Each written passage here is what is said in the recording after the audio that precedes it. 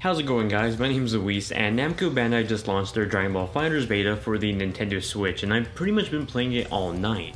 I thought it'd be cool to take a look at the game and share my thoughts on the Switch port. This is actually my second time playing the game on the Switch. I got a hands-on with the Switch version before this, back when I played it at E3, but I didn't get a chance to play it in handheld mode, only in dock mode. So right off the bat, this still very much feels like the Xbox One, PS4, and PC versions of the game from a gameplay standpoint. All the mechanics and features in those versions are in this version of the game. Controls are pretty easy to adjust to, as they pretty much just copied over the layout of the Xbox controller onto the Switch. One thing I did notice though is that playing in handheld mode can get a little bit cramped when you're pushing two face buttons for an action.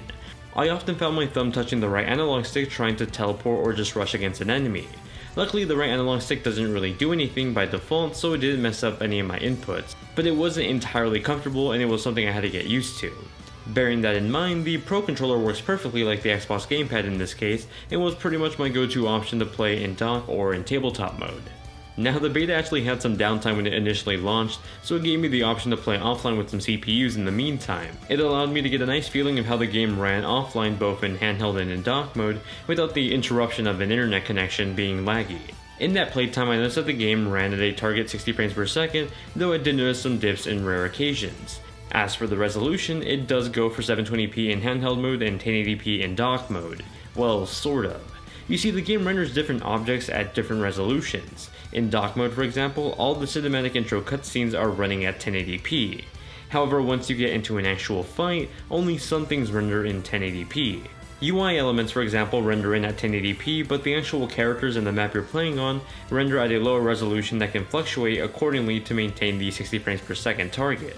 The same thing happens in handheld mode, where some of the UI elements render in at the Switch's native 720p display, but the actual characters will be slightly fuzzier. It's a compromise to get the game up and running on the Switch while maintaining that mostly solid 60 frames per second. While the experience certainly isn't on par with other versions of the game visually speaking, I was hard pressed to really even care when all the action was happening in front of me. Now, once Namco got their servers working, I went ahead and tested out the online multiplayer.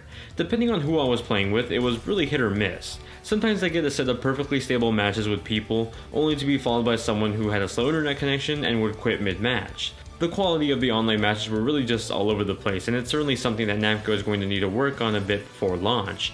After all, that's what this beta is for. Overall, I found my 6 hours with Dragon Ball Fighterz on the Nintendo Switch to be pretty fun. Of course, it's nowhere near as nice looking as other versions of the game, but the gameplay is perfectly translated over to the Switch version.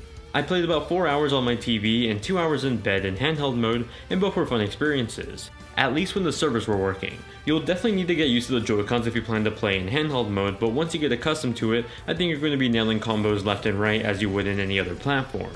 Those are just my early thoughts on Dragon Ball Fighterz for the Nintendo Switch. I actually already reviewed the game on other platforms, and you can check that out on the left side of your screen right now.